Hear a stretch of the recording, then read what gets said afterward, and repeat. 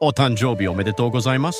Isto é japonês para parabéns. O Observador faz 12 anos e, em vez de bolo, oferecemos uma visita ao Japão com a Pinto Lopes Viagens.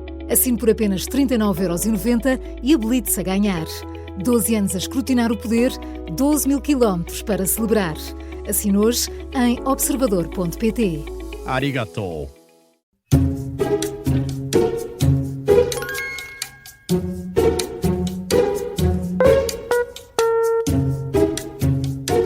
Começa agora mais uma comissão de inquérito das manhãs 360. Hoje é a nossa convidada Conceição Calhau, nutricionista e professora catedrática na Nova Medical School. Bom dia, bem-vinda.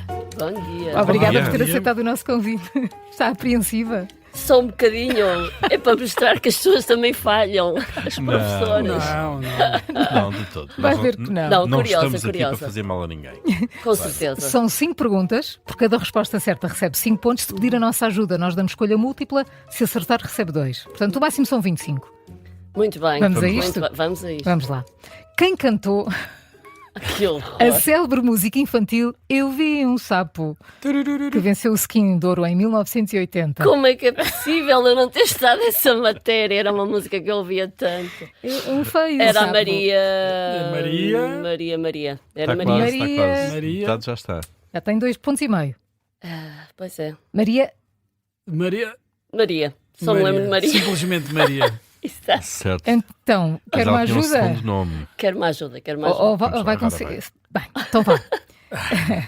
Maria Manuela, Maria Armanda ou Mariana? Maria Armanda. É que as outras hipóteses que tínhamos Sim, aqui sim. era Manuela Bravo e Ana Faria. Tive Pois. aqui que improvisar para ter o Maria no primeiro nome. E isto a propósito do livro que editou recentemente, que trouxe consigo, Engolir Sapos Engorda. É mesmo assim? Em que sentido é que as emoções podem estar relacionadas com a nossa saúde física? Tem a ver com a gestão do stress, tem a ver com aquilo que é fisiologicamente o stress, não é? Que nos prepara para a luta e para a fuga e, portanto, o nosso metabolismo acaba por ter informações de estado de alerta, de vigilância constante, e a sobrevivência da espécie é a nossa prioridade, e a sobrevivência da espécie, a prioridade é mesmo acumular gordura no tecido adiposo. E, portanto, no fundo o livro explica que é evidente que aquilo que comemos, ou a quantidade daquilo que comemos e obviamente aquilo que fazemos durante depois a gestão alimentar é importante, mas mais importante ainda é a programação que vamos tendo, ou seja, independente, que as pessoas vão dizendo muitas vezes, eu como a mesma coisa, mas o resultado não é o mesmo. Porque fomos programando a máquina Claro. de forma diferente, ou seja, é importante aquilo que comemos, mas se a máquina começa a ser preparada para priorizar acumular gordura, depois, efetivamente, é uma gestão difícil de fazer e, portanto, o livro acaba por explicar as outras dimensões daquilo que é a biologia humana, que não é só como se fosse uma aritmética de calorias, termodinâmica, claro. de que entre a X gasto o Y e então vou reservar. Isso não é assim e, de facto, nós não temos a noção de que aquilo que são as nossas rotinas acabam por informar como é que a máquina vai funcionar ao longo da vida. E Portanto, depois o impacto que as comportamentos emoções têm, não é? Uma pessoa que Exatamente. as pessoas mais estressadas tendem a comer mais, mas também há depois quem, quando está estressada, não toca em comida. Mas não é só o comer mais, mas sim também o comer mais, porque aliás o livro também fala da fome emocional, e a fome emocional muito para compensar é a recompensa, é o prazer, que começa cada vez a ter um limiar mais elevado, ou seja, preciso de mais para ter o prazer, mas também provavelmente é o corpo a dar a indicação de que precisamos de comer mais porque não estamos a comer nutricionalmente Bem. aquilo que precisamos. Portanto, estamos a comer mal, isso nós já sabemos. Mas também o livro, e agora do que a Maria João está a dizer, na realidade eu fui ouvindo, e já disse isto várias vezes, eu fui ouvindo a minha vida inteira a dizer que a minha magreza era da ruindade, e portanto, no fundo, é aqui explicar que uma coisa eu estou em stress e desgasto, outra coisa eu estou em stress e acabo por engolir. São aquelas pessoas que, do ponto de vista da personalidade, são o que eu chamo esponjas, porque não vão dar... ninguém nota Claro. que está furioso, e claro que não significa andar à estalada nem ser agressivo, mas significa aquilo que também muitas vezes vamos ouvindo, que é vou dar uma volta, vou arejar. Nós temos que, nem que seja subir e descer escadas para libertar, gastar a energia. Mas obviamente o livro vai dando esta explicação para termos uma noção de que a saúde e o resultado daquilo que são os nossos estilos de vida é uma aprendizagem para o corpo. Nós vamos, é como dizia o António Variações, não é? O corpo é que paga, quando a cabeça não tem juízo, mas paga a longo prazo. Mas o corpo também quer aquilo que nos faz mal, porque o corpo paga quando a cabeça não tem juízo, mas é verdade aquilo que se costuma dizer que o corpo pede exatamente aquilo que é pior? O corpo vai pedindo aquilo que nós precisamos quando estamos numa ainda virgindade biológica, mas na verdade nós vamos pedindo, ou o corpo vai pedindo, por exemplo, o açúcar. Quando nós temos uma adição ao açúcar, nós temos uma relação emocional com os alimentos, sobretudo com o açúcar, e na verdade é viciante, é uma adição, e é pena que de facto este tipo de adição não seja visto do ponto de vista médico, do ponto de vista clínico, exatamente como uma adição, como uma droga de adição. E portanto o corpo vai pedindo porque precisa, para a recompensa e para o prazer, de mais estímulo para ter o mesmo resultado. Muito bem, 2 pontos, não é? 2, com a Maria Armanda. Não foram 0, foram 2. Conceição Calhau, vamos à segunda questão.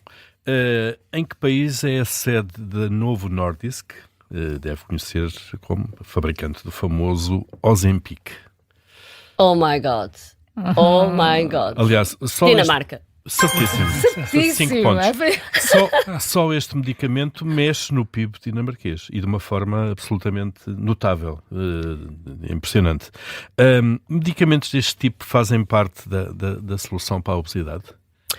O tratamento farmacológico para a obesidade é uma realidade que foi conquistada há pouco tempo. Nós temos bons resultados e temos que entender isso como todas as outras ferramentas farmacológicas para muitas outras doenças. Portanto, sem preconceito, e eu sei que é um tema que estamos constantemente a discuti-lo, a obesidade é uma doença e temos que deixar definitivamente o lugar da parte estética. É uma doença, há um medicamento e esse medicamento é para ser usado. E mais, também deixar o lugar do preconceito de que a intervenção deve ser, ou que tem direito ao medicamento, são as pessoas que já têm uma obesidade muito avançada, porque em todas as outras doenças nós ouvimos falar em detecção precoce e intervenção precoce. E, portanto, quanto mais de forma precoce nós tivermos a intervenção, melhor. Claro. Obviamente que estes medicamentos trazem aqui uma solução, mas deve ser a oportunidade para se mudar definitivamente os estilos de vida. Ou seja, nós temos hoje em dia a discussão de que as pessoas perdem peso, mas muitas vezes à custa da massa muscular, que também tem algumas outras consequências de deficiências nutricionais, porque passam a ter menos fome e, portanto, comem menos. E significa que comem menos, mas têm que comer necessariamente melhor, têm que fazer atividade física. Portanto, não pode ser apenas o medicamento, e muitas vezes nós assistimos a isto, a uma prescrição médica isolada e que de facto precisa, e é um desafio e é uma oportunidade, portanto sem dúvida nenhuma que é uma boa solução. Se não for assim, se não for uma oportunidade para mudar hábitos, as pessoas tornam-se permanentemente dependentes daquele medicamento. Dependentes, mas sobretudo uma coisa importante, que é perderam peso não significa que ganharam necessariamente muito mais saúde. Podem ter perdido peso, metabolicamente necessariamente eles têm melhorias, mas depois a longo prazo essa melhoria pode não ser sustentada no tempo e portanto acho que é de facto a oportunidade de nós revermos tudo aquilo que está à volta e fazer terapias em associação, não ser só a farmacológica. Muito bem. Vamos em frente, 7 pontos. 7 pontos já são seus. Já ninguém me tira. Já ninguém os tira. Hoje em dia comunica-se muito através de bonecos, os famosos emojis, seja nas mensagens, redes sociais, WhatsApp. Em que país... Muito bom, emojis já chumbei. Asiático, já é uma ajuda, é que foram criados? Foi no final dos anos 90. Os emojis. Não faço ideia, portanto vou atirar para... Pensa em voz alta. Sim, Em voz alta, pronto, mas o mais óbvio seria Japão. Está certo. Bom. Não mexe mais, o mais óbvio é o quê? Nem sempre é o Nós mais aqui vamos óbvio. sempre o mais óbvio, não é? Pois, exatamente. A Conceição Calhau lidera o projeto científico Factness, que desmonta de alguma forma as mentiras que os influenciadores digitais espalham sobre o bem-estar, como por exemplo o jejum intermitente e outros. As redes sociais tornaram-se um perigo para a saúde pública?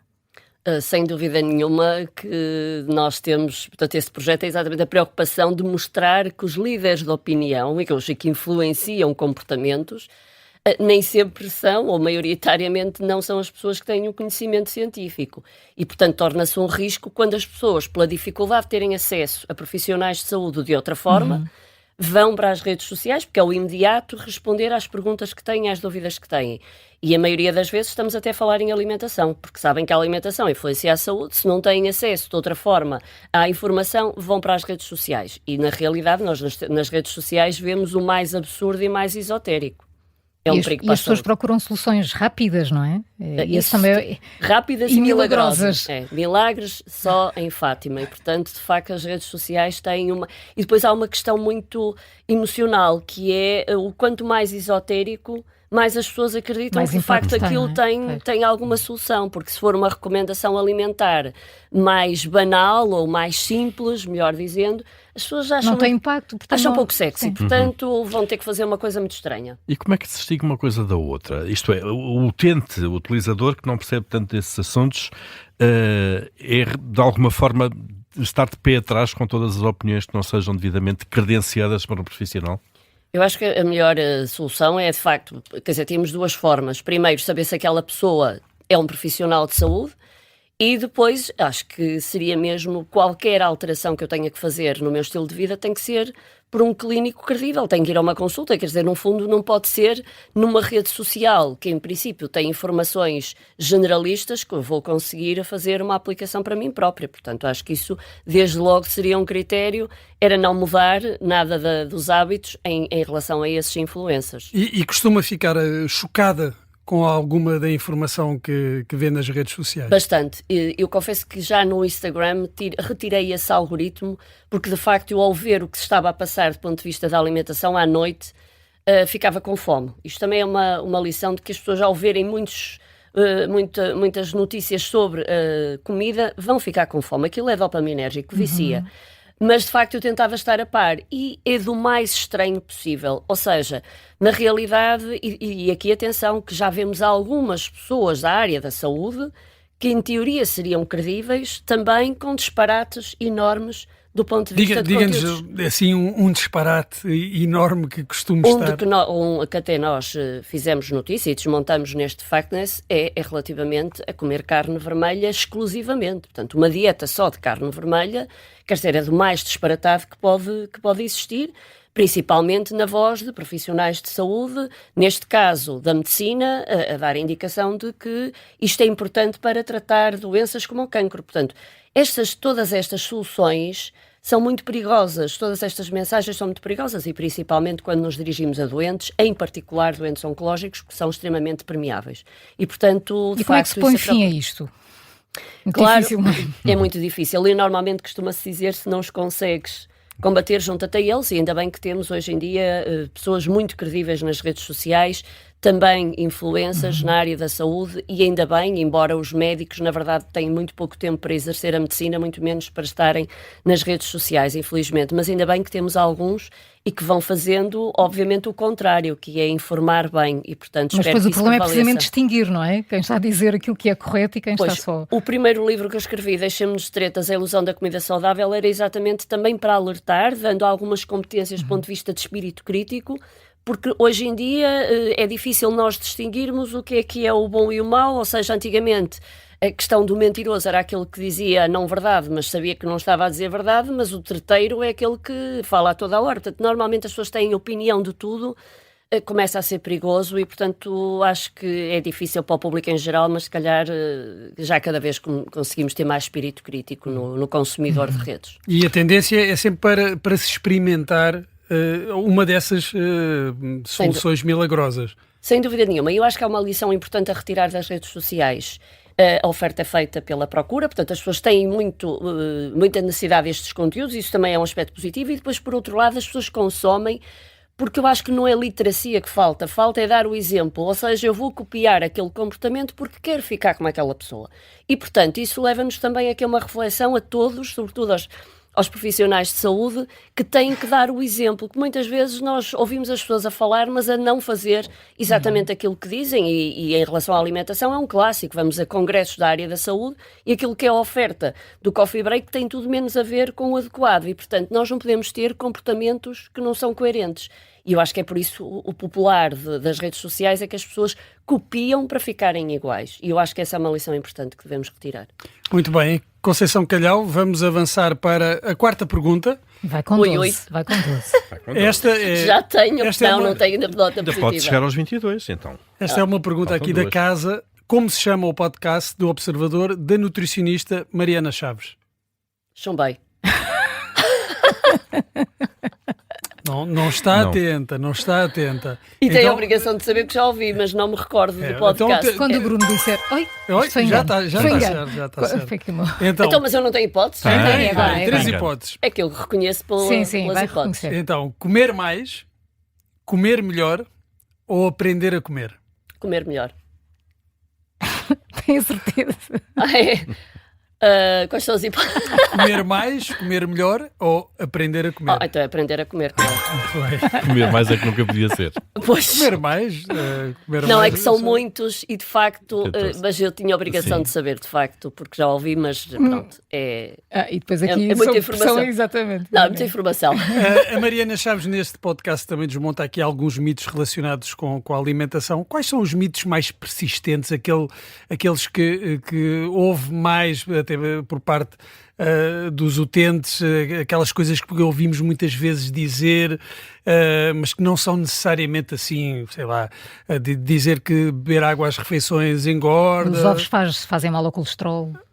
Esse tipo de Mas na mitos. realidade são tantos os mitos que, quer dizer, eu acho que o mito mais geral, chapéu para todos, é o que é a alimentação saudável. Portanto, desde logo, eu acho que isso já é um mito. O que é que as pessoas consideram alimentação saudável? Já não está adequado. Depois, obviamente, a questão do colesterol, dos ovos. Toda a gente pergunta quantos ovos pode comer. Ninguém pergunta quantos peitos de frango, não é? Porque toda a gente come peito de frango. Depois a questão dos leites, não é? Os produtos magros, também é outro mito. Depois o jejum intermitente. O que é o jejum intermitente? A maioria das vezes temos as pessoas a saltar o pequeno almoço, a comer muito pouco ao almoço, mas depois só comem ao final do dia. Penso que esses sejam os mitos mais presentes. E aqueles produtos que nós vemos muitas vezes que vêm assim com umas vitaminas e umas proteínas, isso realmente tem algum efeito ou estamos a falar apenas de manobras de marketing? Nós ficamos sempre muito impressionados quando vemos o ômega 3 e os probióticos. Isso tem realmente algum efeito? Bom, nós temos aqui que discutir isto em duas dimensões. Por um lado, a indústria alimentar tem dado resposta a necessidades e nós não podemos esquecer que não há muito tempo atrás todos discutíamos a escassez ou o limite alimentar da natureza e, portanto, que precisávamos ter soluções para alimentar a população toda mundial e essa discussão muito até ao nível das proteínas, que se iam esgotar e precisamos de alternativas. Insetos? Exatamente, dos insetos, e muitas vezes até já ouvimos as notícias de que conseguimos fazer carne no laboratório, ou peixe no laboratório, portanto nós não podemos esquecer o papel da indústria para dar esta resposta, o papel da indústria, por exemplo, para fazer dentro da economia circular o que é que são os subprodutos, portanto o lixo que vai reaproveitar para subprodutos que têm benefício nutricional, e depois esta questão de termos formulações que também respondem a falhas na alimentação, portanto ter alimentos com ferro, alimentos com iodo, alimentos com os ômega 3. Agora, não pode ser uma moda de, em detrimento dos alimentos em natureza, escolher só esses, ou que esses são a solução, mas também se é uma solução equilibrada, a indústria alimentar não produz só lixo. Continuo a dizer que temos também muitas vezes este mito. Tudo que é caseiro é bom, quer dizer, não. Ou tudo que é da natureza é bom, também não é? E dou sempre o exemplo do cianeto que é natural e mata. Quando as pessoas dizem que fazem um bolo caseiro, quer dizer, que às vezes brinca a dizer o bolo não sai à noite, não é? Portanto, na realidade, quer dizer, nós temos aqui esses mitos. Agora, nós neste momento estamos muitas vezes até a discutir os alimentos com mais proteína, se isso de facto é uma boa solução. Nós temos estas tendências que é tirar os hidratos de carbono, tirar a gordura, quer dizer, tem que sobrar alguma coisa. Agora já se fala em fibra, e ainda bem, porque na realidade é constatar que as pessoas comem muito pouco alimentos ricos em fibra. Se eu não faço a ingestão das leguminosas, que é o feijão, o grão, as lentilhas, as ervilhas, que se percebe que a população portuguesa come pouco, então eu tenho que ter alimentos com mais fibra. Mas obviamente tem que ser aqui uma diversidade alimentar que consiga equilibrar. E que por vezes essa diversidade pode-se mesmo encontrar no supermercado, nesses produtos. Em natureza, sim. Aliás, o desafio é mesmo as pessoas, em vez de andarem a contar calorias, contarem o número de alimentos de origem vegetal que comem por semana. Diferentes. Mais fácil, sim. Muito bem, vamos para a última questão. Ui. Conceição Calhau, portanto, está com 14, não é? Sim. Ui. Pode chegar Que horror. aos 19, que horror. Chegar aos 19 e 25 é ótimo. Esta deve ser muito fácil. Em que década foi a dieta mediterrânica classificada como património cultural e material da humanidade pela Unesco? Essa eu sei. Então? Essa eu sei. Essa foi em 2010 e depois Portugal entrou em 2013. Bem, certíssimo. Essa parte tinha obrigação de Completa. saber. Devia dar direito a mais 2 pontos. Exatamente. 19 pontos. E é estranho porque Portugal não entrou à primeira. Não, Foi é verdade, Espanha, é verdade. foi Foi Espanha, Espanha foi que Itália, suscitou a classificação. Grécia claro. e Marrocos. E E nós depois entramos. Portugal entrou com a Croácia e com é outro país por C. Croácia e Chipre. Muito se bem. não me engano. É, que eu recordo. 2 pontos para 2 ti, pontos Paulo. para ti, Paulo. Não, eu devia ter um bónus agora. Esquecer lá a não, parte sabe a do- história toda, de facto, aqui. Não, essa parte tinha obrigação. Já o Não, podcast, que há tantos, Foi. de facto, Mais pronto, aí difícil. foi mal. Mas isto tudo para lhe perguntar também se a dieta mediterrânica é o melhor equilíbrio que nós temos. A evidência científica é isso que nos mostra. Aliás, não me perguntaram, mas o Predimed espanhol, de facto, e foi uma publicação do New England Journal of Medicine, que mostra claramente que é o padrão ao qual nós estamos geneticamente também mais habituados. Mais adaptados. Mais por isso, adaptados. claro. E, portanto, na verdade, os números de 2015 do Inquérito Alimentar Nacional em Portugal, que são os que temos, mostra que mais de 80% em Portugal não tem adesão à dieta mediterrânica que seja adequada. Na verdade, se nós pensarmos bem o que cada um põe no prato, é metade Claro. arroz ou batata, a outra metade peixe ou carne, e hortícolas e leguminosas é raríssimo. Pois. E já agora a dieta mediterrânica associamos ao azeite, associamos a frutas e legumes também. Qual é a base? Consegue-nos dizer 2 ou 3 pratos que sejam assim o exemplo? Nós também podemos pensar... Caldeirada ou ensopado, ou até feijoada, que o problema da feijoada, como toda a gente São diz os sempre, enchidos. é muito pesado. Bom, de facto são os enchidos e o sal. Eu diria que os 2 problemas seriam esses. De resto temos o feijão, temos a carne, temos o peixe, temos as couves. Portanto, na verdade, o arroz, que é o típico, não é o mito, é o arroz branco com o peito de frango grelhado, isso não tem minimamente interesse. Nós não estamos a fazer a diversificação de todas as partes de vegetais que precisamos e, portanto, de facto, temos que mudar bastante na alimentação dos portugueses. Mas bacalhau com todos, recado de azeite... Muito Compre. bem, muito bem. E também deixar o mito de o azeite é para matar porque é calórico. Sim, mas a verdade é que é a gordura que nós mais precisamos, monoinsaturada. Não significa um alguidar de azeite por dia, mas significa que é a gordura que nós devemos usar para adicionar aos pratos. O pão Muito é que não bem. traz nada de bom, pois não? O pão, dificilmente. Pois, o pão de hoje, o trigo de hoje, enfim, se teremos muito para falar sobre isso. A verdade é que também o trigo passou a estar presente no nosso dia alimentar quase de manhã à noite, não é? É o pão, é a bolacha, é a tosta, é a massa, é o bolo. Portanto, é tudo muito Os farinha. cereais, não é? É muita farinha durante todo o dia e isto também, a própria produção... Inflama, não é? A própria produção agrícola também foi tendo que se adaptar, não só porque o trigo seria dos países de sol e agora estão mais nos países frios e, portanto, a própria planta teve que se adaptar. Ou seja, já temos dificuldade em fazer a digestão, portanto, de facto, o pão de hoje não é o pão de antigamente e temos tido algumas discussões sobre isso. Muita pena por não ser o de antigamente. Conceição Calhau, 19 pontos. ótimo. Eu imagino Nada que mal. 19 em 20. É ótimo. Obrigada por ter aceitado o nosso obrigado. convite. Muito Pela obrigado. simpatia. Um bom dia Obrigado. para si. Igualmente Obrigada. para todos. Deus.